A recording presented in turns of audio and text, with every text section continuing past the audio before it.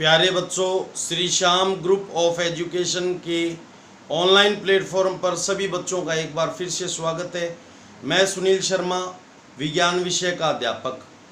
तो अपना पाठ जो चल रहा था, आज उसका अंतिम दिन है।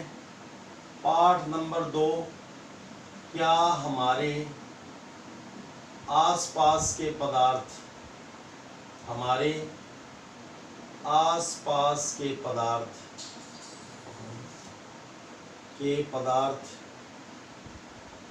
शुद्ध हैं, शुद्ध हैं। ठीक है। तो कक्षा 9, ठीक है। तो हम बात कर रहे हैं बच्चों, जो शुद्ध पदार्थ का दूसरा भाग था यौगिक। यौगिक को बोलते हैं बच्चों कंपाउंड। क्या बोलते हैं? कंपाउंड बोलते हैं। ठीक है। तो यौगिक किसे कहते हैं? यौगिक वह पदार्थ दो या अधिक तत्वों के, दो या यौगिक वह पदार्थ है, वह पदार्थ है जो दो या दो से अधिक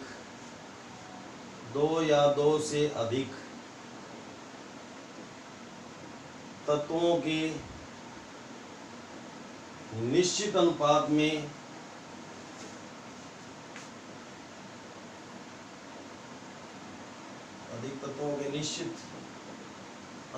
में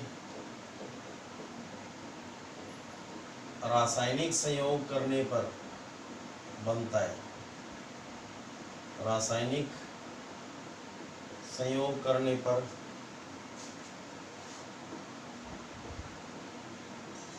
बनता है।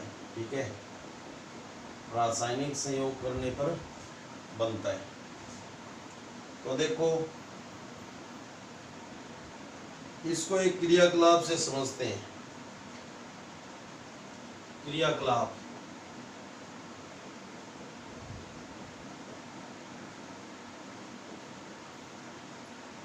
कि एक कक्षा को दो समूहों में बांट लेते हैं। जैसे आपकी कक्षा है 9th, इसके दो सेक्शन कर दिए हमने। एक तो हो गया वर्ग ए, सेक्शन ए, और एक हो गया वर्ग बी। ठीक है। कक्षा को दो समूहों में बांट लिया, ए सेक्शन और बी सेक्शन में। अब दोनों समूहों को 5 ग्राम लोहे का चूर्ण और 3 ग्राम सल्फर एक चीनी मिट्टी की प्याली में दें। ये चीनी मिट्टी की प्याली है बच्चों। ठीक है। दोनों ग्रुपों को चीनी मिट्टी की प्याली हमने दी, और इसमें क्या किया? 5 ग्राम लोहे का चूर्ण। 5 ग्राम तो क्या है? Fe, लोहे का चूर्ण, प्लस 3 ग्राम क्या है? सल्फर। 5 ग्राम तो क्या है? लोहे का चूर्ण। 5 ग्राम लोहे का चूर्ण प्लस 3 ग्राम सल्फर। ठीक है। दोनों को दिया। लोहे के चूर्ण और सल्फर पाउडर को पीस कर मिलाइए। समूह ए में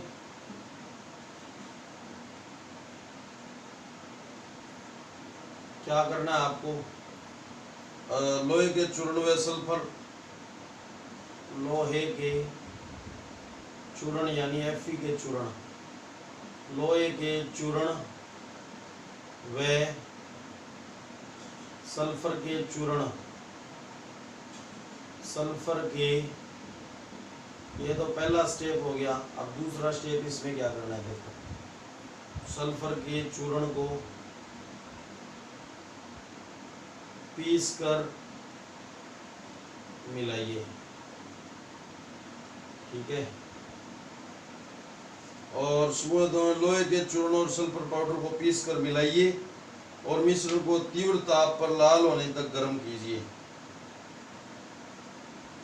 अब इसमें क्या करना है, लोहे के चूर्ण व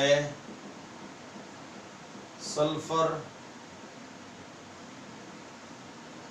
के चूर्ण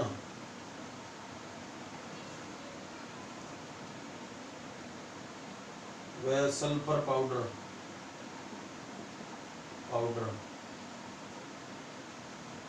या सल्फर चूर्ण कह लो, तो पीस कर मिलाइए और इसको क्या करना है, तथा मिश्रण को तीव्र ताप पर लाल होने तक, तथा मिश्रण को तीव्र ताप पर लाल होने तक गर्म कीजिए, लाल होने तक गर्म कीजिए, लाल होने तक गर्म कीजिए। ठीक है,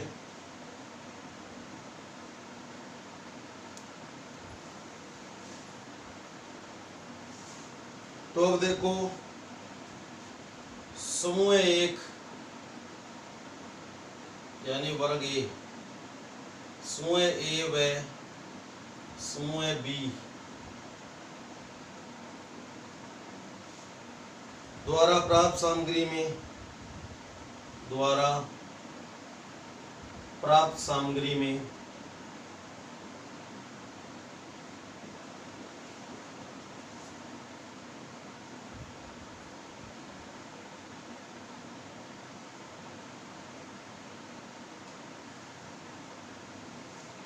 चुंबकीय गुणों की जांच करें। चुंबकीय गुण की क्या करते हैं, जांच करते हैं। चुंबकीय गुण क्या होते हैं बच्चों, कि किसी चुंबक का वह गुण जिसमें लोहे को अपनी तरफ आकर्षित करने का गुण होता है। ठीक है, तो एक इसका गुण होता है चुंबक का कि गर्म करने पर, पीटने पर या ऊंचाई से गिराने पर उसके चुंबकीय गुण नष्ट हो जाते हैं। यानी गर्म करने पर, पीटने पर या ऊंचाई से गिराने पर उसमें लोहे की वस्तु को अपनी तरफ आकर्षित करने की क्षमता खत्म हो जाएगी, तो ये इसको चुंबकीय गुण कहते हैं। तो इसमें चुंबकीय गुण नहीं होगा और इसमें क्या होगा, इस वाले लोहे में चुंबकीय गुण होगा। ठीक है, अब प्राप्त सामग्री के रंग बनावट की तुलना करते हैं।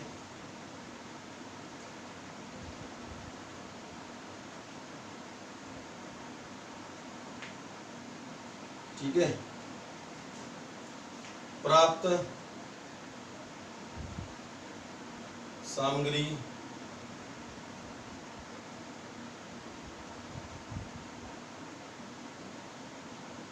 के रंग व बनावट की तुलना करते हैं।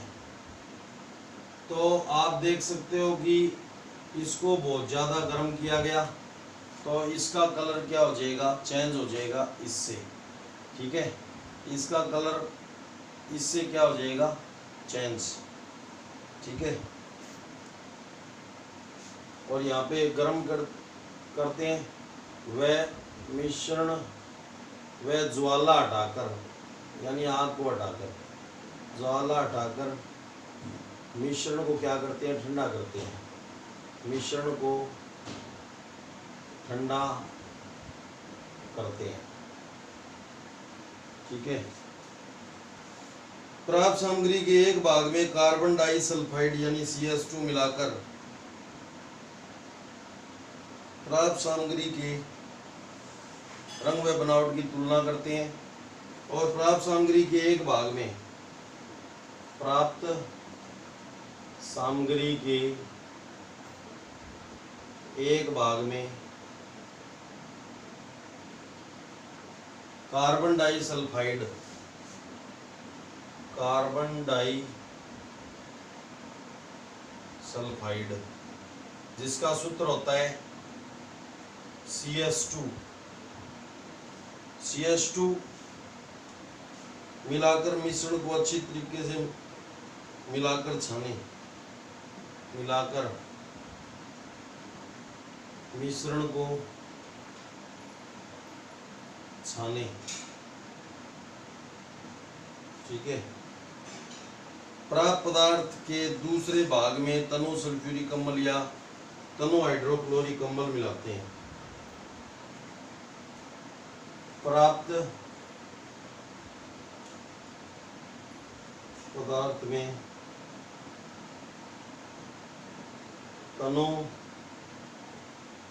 सल्फ्यूरिक अम्ल, तनु का मतलब पानी की मात्रा ज्यादा और सांद्र का मतलब पानी की मात्रा कम, सल्फ्यूरिक अम्ल यानी H2SO4 या तनु हाइड्रोक्लोरिक अम्ल, हाइड्रोक्लोरिक अम्ल यानी HCl, HCl मिलाते हैं, मिलाया तो क्या होगा,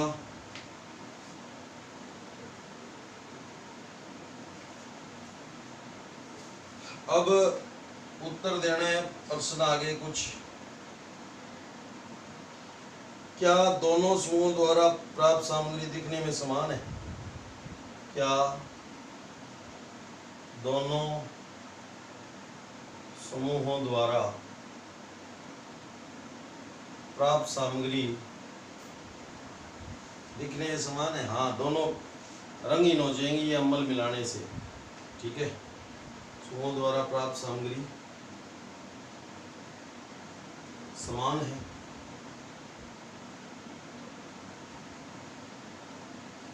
तो हाँ, उत्तर होएगा हाँ, दोनों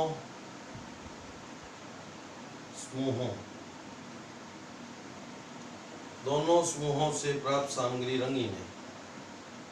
प्राप्त सामग्री क्या है? रंगहीन है, रंगहीन है, ठीक है।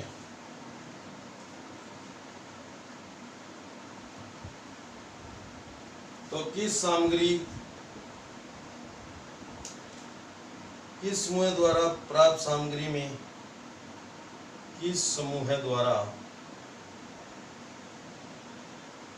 प्राप्त सामग्री में, प्राप्त सामग्री में चुंबकीय गुण विद्यमान है? चुंबकीय गुण विद्यमान है।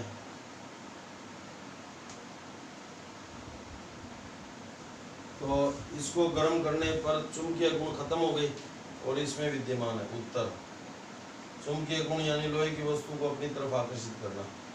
तो समूह एक में प्राप्त सामग्री में, प्राप्त सामग्री में चुंबकीय गुण विद्यमान है। चुंबकीय गुण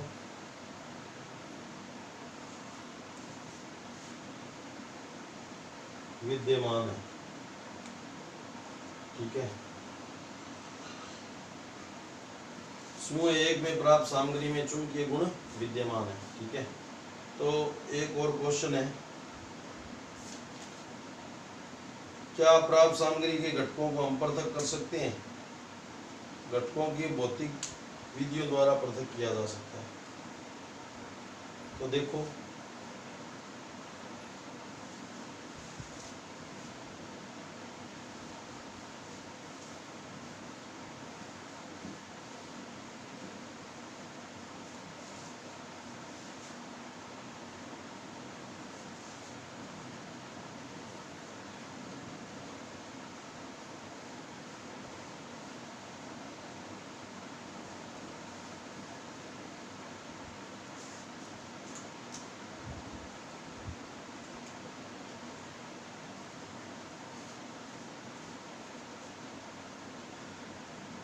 क्वेश्चन नंबर 3 है, क्या प्राप्त सामग्री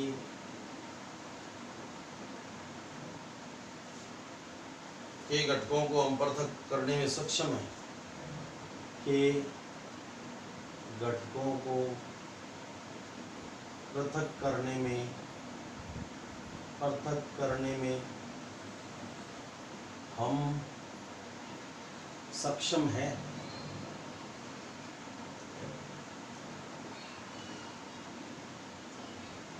तो उत्तर क्या आएगा?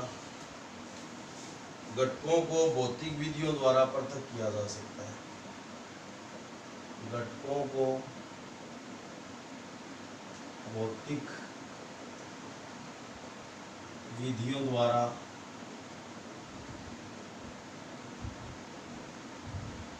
पृथक किया जा सकता है।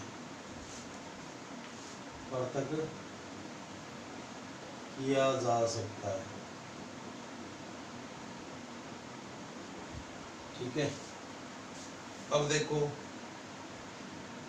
क्या तनु सल्फ्यूरिक अम्ल या तनु हाइड्रोक्लोरिक अम्ल सामग्री पर डालने में दोनों समूहों में समान गैस प्राप्त होती है? क्या तनु सल्फ्यूरिक अम्ल या तनु हाइड्रोक्लोरिक अम्ल या तनु हाइड्रोक्लोरिक अम्ल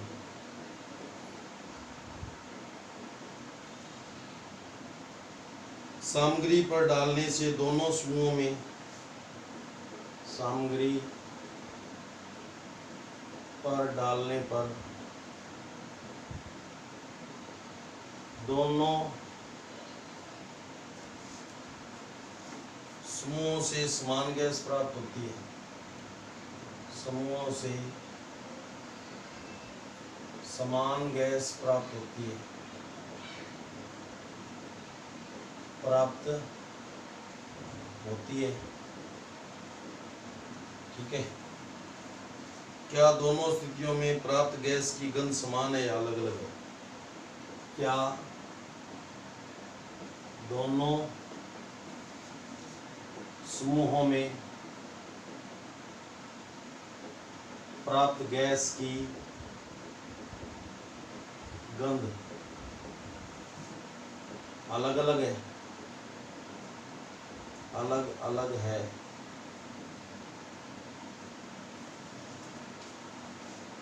या समान है?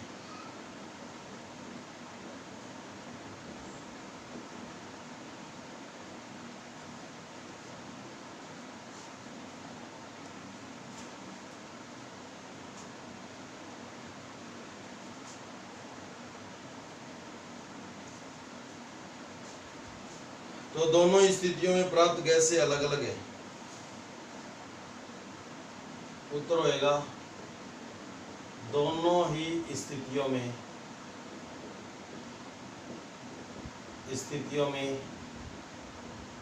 प्राप्त गैसें अलग अलग हैं।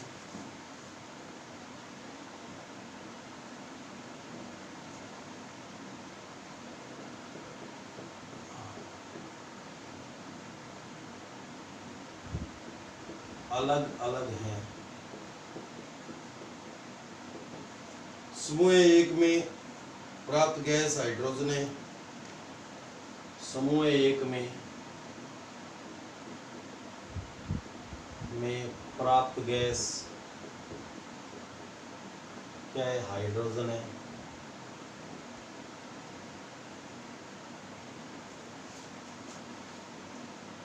जो रंगहीन बिना कलर की, गंधहीन बिना गंध की, वह ज्वलनशील है।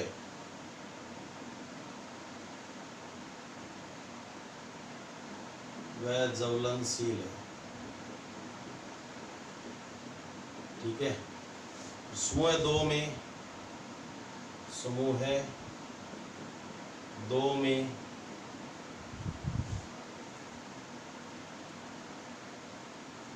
या दो द्वारा प्राप्त गैस, प्राप्त गैस क्या है? हाइड्रोजन सल्फाइड है, हाइड्रोजन सल्फाइड H2S सल्फाइड है।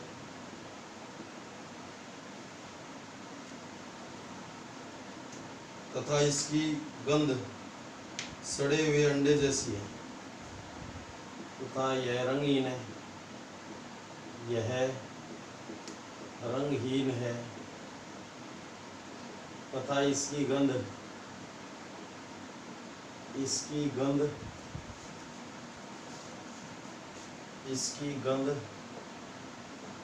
सड़े हुए अंडे जैसी होती है, सड़े हुए अंडे जैसी होती है।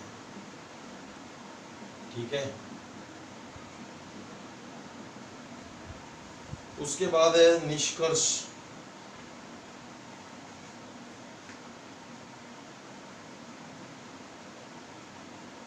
निष्कर्ष में देखो, दोनों समूहों द्वारा प्राप्त भिन्न गुणों के पदार्थ भिन्न गुणों को दर्शाते हैं। दोनों समूहों द्वारा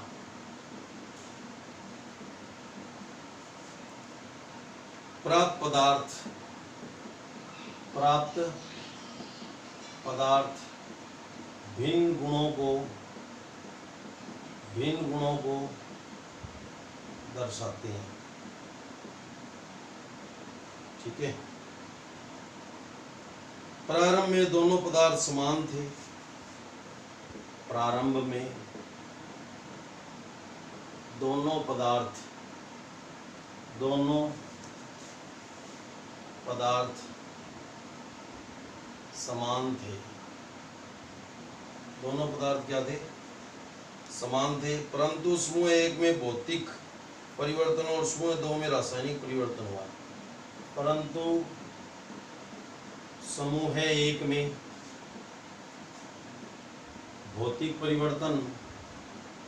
भौतिक परिवर्तन व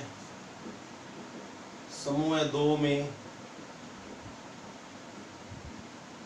रासायनिक परिवर्तन हुआ। रासायनिक परिवर्तन हुआ। ठीक है। रासायनिक परिवर्तन हुआ। समूह एक द्वारा प्राप्त सामग्री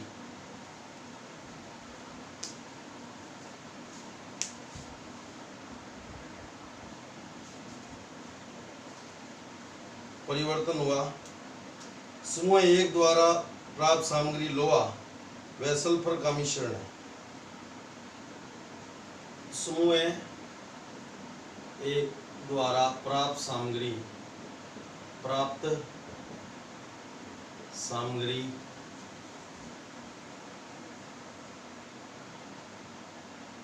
लोहा तथा सल्फर का मिश्रण है। लोहा तथा सल्फर का मिश्रण है। सल्फर का मिश्रण है।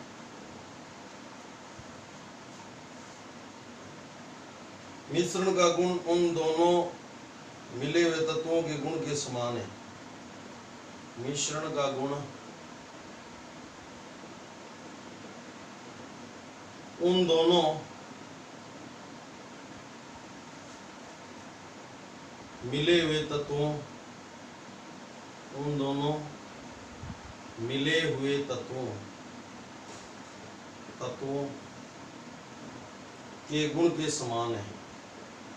के गुण के समान है। समूह दो द्वारा प्राप्त सामग्री यौगिक है। समूह दो द्वारा प्राप्त सामग्री क्या है? यौगिक है। प्राप्त सामग्री यौगिक है। क्या है? यौगिक है।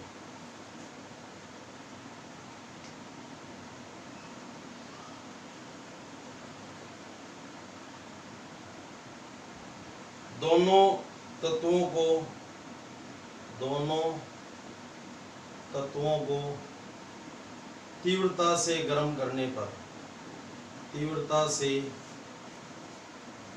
गर्म करने पर, तीव्रता से गर्म करने पर यौगिक की प्राप्ति होती है, यौगिक की प्राप्ति होती है, यौगिक की प्राप्ति होती है, जिसका गुण मिले हुए तत्वों से पूरी तरह भिन्न होता है, जिसका गुण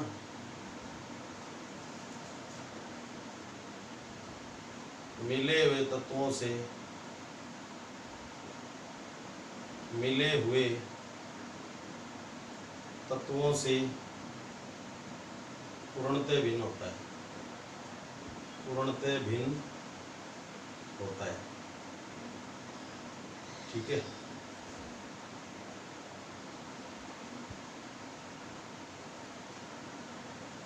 उसके बाद है यौगिक का संगठन पूरे पदार्थ में समान है, यौगिक का संगठन, संगठन पूरे पदार्थ में समान है, यौगिक की बनावट और रंग भी सभी स्थानों पर समान है, यौगिक की बनावट व रंग भी सभी स्थानों पर समान है, सभी स्थानों पर समान है। ठीक है, तो बच्चों क्या हम सामग्री के घटकों को पृथक करने में सक्षम हैं? हाँ, घटकों को भौतिक विधि के द्वारा क्या किया जा सकता है? पृथक किया जा सकता है, क्योंकि एक तो चूर्ण है और दूसरा क्या है? सल्फर। तो छानन विधि से इसको पृथक कर सकते हैं। क्या तनु सल्फ्यूरिक अम्ल या तनु हाइड्रोक्लोरिक अम्ल सामग्री पर डालने पर दोनों समूहों में समान गैस प्राप्त होती है? नहीं। क्या दोनों समूहों में प्राप्त गैस की गंध अलग अलग है या समान है? तो दोनों स्थितियों में प्राप्त गैसें क्या है? अलग अलग है।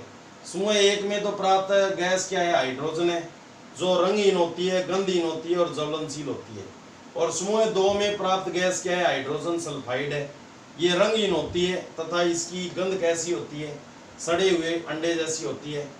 तो जब आप प्रैक्टिकल करोगे कक्षा 11-12 में तो आपको ये गैस सूंघने को मिलेगी। अब निष्कर्ष क्या है? दोनों समूहों द्वारा प्राप्त पदार्थ भिन्न गुणों को दर्शाते हैं। प्रारंभ में दोनों पदार्थ समान थे, लेकिन एक को गर्म कर दिया और एक को ऐसे ही रखा पीस करके, तो परंतु समूह एक में भौतिक परिवर्तन हुआ और समूह दो को हमने गर्म किया था, तो कौन सा परिवर्तन हुआ? रासायनिक परिवर्तन हो गया। समूह एक द्वारा प्राप्त सामग्री लोहा व सल्फर का मिश्रण है और मिश्रण का गुण उन दोनों पदार्थों में मिले हुए गुण के समान है। वो तो मिश्रण है बच्चों समूह एक में तो। और समूह दो द्वारा प्राप्त सामग्री क्या है? यौगिक। दोनों तत्वों को तीव्रता से गर्म करने पर यौगिक की प्राप्ति होती है, जिसका गुण मिले हुए तत्वों से क्या हो जाता है? पूर्णतः भिन्न। यानी यौगिक के गुणधर्म उसमें मिले हुए तत्वों से क्या हो जाते हैं? पूर्णतः भिन्न। यौगिक का संगठन पूरे पदार्थ में समान होता है, यानी समान रूप से मिलता है ये, इसलिए ये शुद्ध पदार्थ की श्रेणी में रखा गया है। यौगिक बनावट व रंग भी, यौगिक की बनावट व रंग भी सभी स्थानों पर क्या होता है? समान। ठीक है, बनावट और रंग भी क्या होता है? सभी स्थानों पर समान। अब दो प्रश्न हो रहे हैं बच्चों, मिश्रण व यौगिक में अंतर और एक शुद्ध पदार्थ का वर्गीकरण। ठीक है, ये दो हम आपको सारणी बना करके बताएंगे, उसके बाद ये पाठ क्या हो जाएगा? कंप्लीट। ठीक है, तो देखो सबसे पहले है मिश्रण व यौगिक में अंतर। मिश्रण व यौगिक में अंतर, मिश्रण व यौगिक में अंतर। तो एक साइड में हो गया मिश्रण और एक साइड में हो गया यौगिक। ये डिवाइडर लाइन खींच दी। अंतर का कोई भी प्रश्न इस प्रकार से, जब तत्व या यौगिक को केवल मिश्रण बनाने के लिए मिलाते हैं,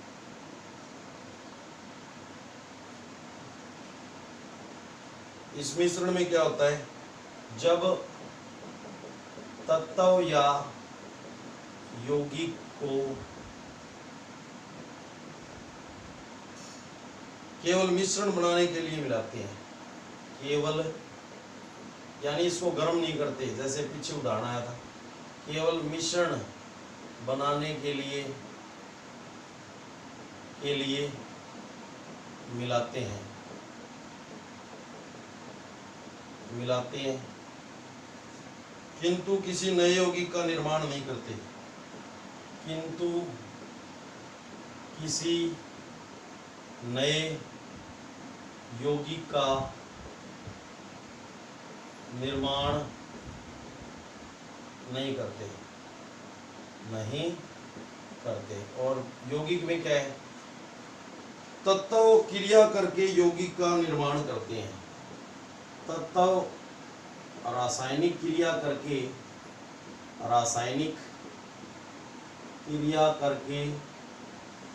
नए यौगिक का निर्माण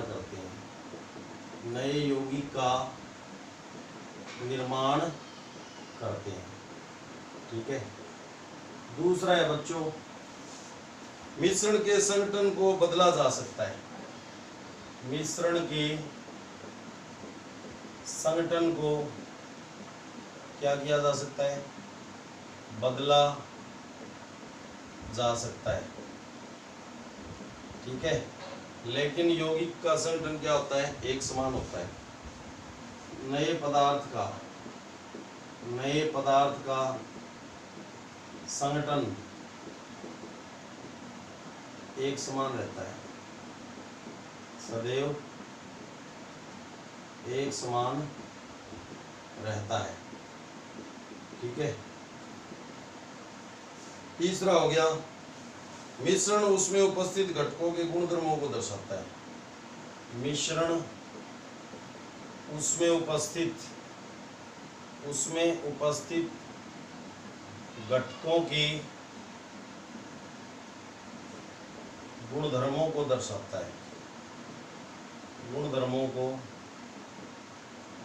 है, और इसमें नए पदार्थ के गुणधर्म पूरी तरह से भिन्न होते हैं, नए पदार्थ के गुणधर्म पूरी तरह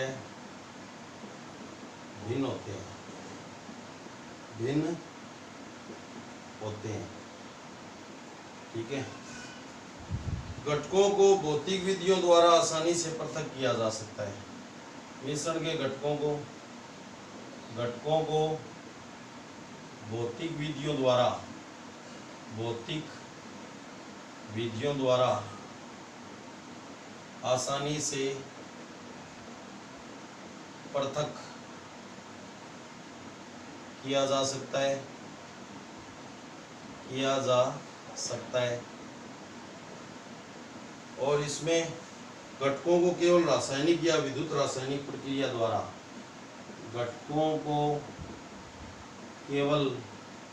घटक जिससे उसका निर्माण हुआ है वो केवल रासायनिक क्रिया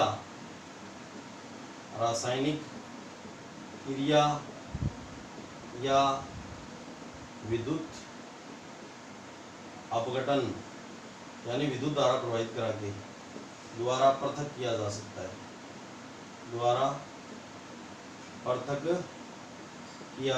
है, ठीक है। तो ये मिश्रण और यौगिक में अंतर हो गया। क्या हो गया, जब तत्व या यौगिक केवल मिश्रण बनाने के लिए मिलाते हैं किंतु किसी नए पदार्थ का निर्माण नहीं करते, ठीक है। इसमें नए पदार्थ का निर्माण नहीं होता, और इसमें तत्व और रासायनिक क्रिया करके नए यौगिक का यानी नए पदार्थ का निर्माण करते हैं। अब मिश्रण के संगठन को बदला जा सकता है और नए पदार्थ का संगठन सदैव एक समान रहता है। मिश्रण उसमें उपस्थित घटकों के गुणधर्मों को दर्शाता है, और नए पदार्थ के गुणधर्म अपने घटकों से पूरी तरीके से क्या होते हैं, भिन्न होते हैं, और घटकों को भौतिक विधियों द्वारा आसानी से पृथक कर सकते हैं, और इसमें घटकों को केवल रासायनिक क्रिया द्वारा या विद्युत धारा प्रवाहित करा के यानी विद्युत अपघटन द्वारा पृथक किया जा सकता है। अब बच्चों भौतिक और रासायनिक प्रकृति को, पदार्थ की भौतिक और रासायनिक प्रकृति, लास्ट टॉपिक है इस पार्ट का, पदार्थ की भौतिक व रासायनिक प्रकृति। पदार्थ की भौतिक व रासायनिक प्रकृति, भौतिक व रासायनिक प्रकृति। तो पदार्थ बच्चों ठोस द्रव गैस, पदार्थ जो है वो ठोस द्रव या गैस कुछ भी हो सकता है, ठीक है, ये हो गया। अब पदार्थ बच्चों शुद्ध पदार्थ, एक तो हो गया शुद्ध पदार्थ और दूसरा कौन सा हो गया, मिश्रण। दूसरा कौन सा हो गया, मिश्रण, ठीक है। शुद्ध पदार्थ में आ गया समांगी तत्व और दूसरा आ गया यौगिक। यौगिक ये थोड़ा सा दूर रखो, यौगिक, ठीक है, ये दो प्रकार के हो गए। और मिश्रण में आ गया समांगी मिश्रण और दूसरा आ गया विषमांगी मिश्रण, ठीक है। समांगी मिश्रण, और इसमें तत्व सरल पदार्थों में विभक्त नहीं किए जा सकते। इसमें क्या लिखेंगे, तत्व सरल पदार्थों में विभक्त नहीं किए जा सकते, ठीक है। और दूसरा है, उदाहरण के लिए ऑक्सीजन, कॉपर, लोहा। उदाहरण के लिए ऑक्सीजन है, कॉपर है, कॉपर, लोहा आदि, ठीक है। तो ये हो गया। हाइड्रोजन पारा भी कर सकते हो आप, हाइड्रोजन पारा, हाइड्रोजन पारा आदि, ठीक है। उसके बाद में रासायनिक क्रिया या विद्युत अपघटन द्वारा घटक तत्वों से विघटित किया जा सकता है। इसमें क्या है, रासायनिक क्रिया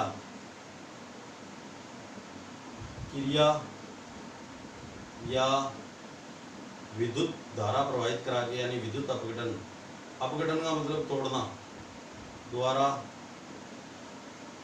यौगिक से तत्वों को यानी घटकों को अलग किया जा सकता है। यौगिक के घटक तत्व होते हैं, घटकों को अलग किया जा सकता है, किया जा सकता है, ठीक है। उदाहरण जल, चीनी, मेथेन। जल हो गया, चीनी, मेथेन गैस होती है, और नमक आदि। तो ये किसके उदाहरण हो गए, यौगिक के। समांगी मिश्रण, इसमें क्या होता है, समान संघटन होता है, समान संघटन। और इसमें क्या होता है, असमान संघटन, असमान संघटन, ठीक है।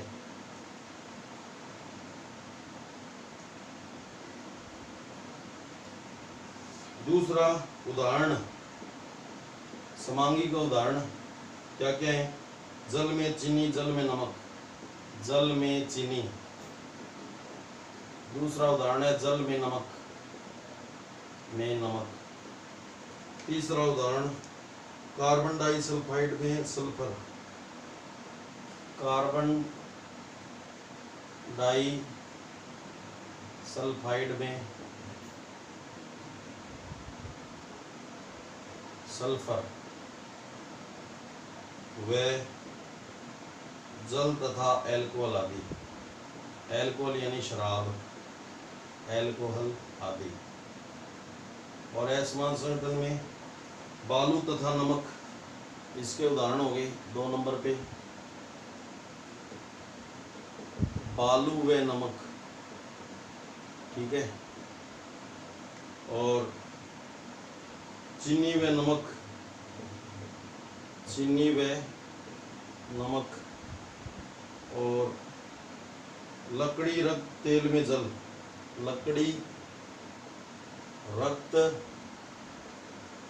और तेल में जल आदि,